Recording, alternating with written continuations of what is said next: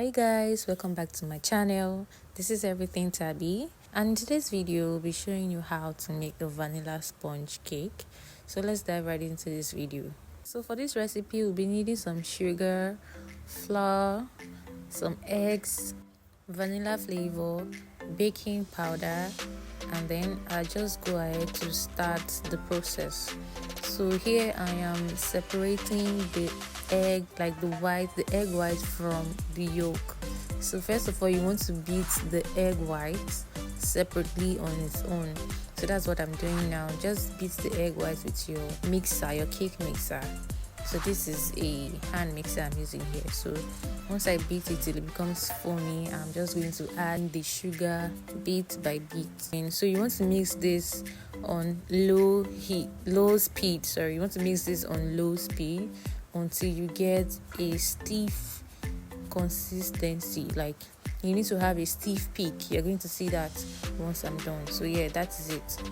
Once you have that stiff peak, you need to add in your eggs one after the other. So I've added in all the eggs one after the other, and then I mixed thoroughly. So you don't want to over mix because we're doing a sponge cake, so you don't get your cake to fall when you're actually done. So you don't want to over mix, but then you're mixing at a medium speed. You're mixing at a medium speed and you don't overwork your batter. So I just added some baking powder into the flour and mixed it together, and I also added vanilla flavor into the mixture. So you want to mix that together and sieve it into your batter. So once you do that, you continue mixing and you move on to the next step. So you want to make sure you sieve your flour so you get rid of dirt or anything that may be in the flour. So once you're done sieving the flour into the batter, you just take a spatula to combine it. You're not doing a lot of mixing at this point because we've been mixing since we started this recipe, so we don't need to do a lot of mixing. Just combine the flour and the mixture together so you get like everything to be evenly and thoroughly mixed.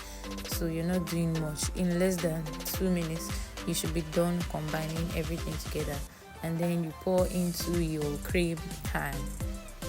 So you pour into your cream pan and then you tap it so you can have a flat top, and then you bake in your oven. I'll be leaving the ingredients and the recipe in the description box so well to check it out.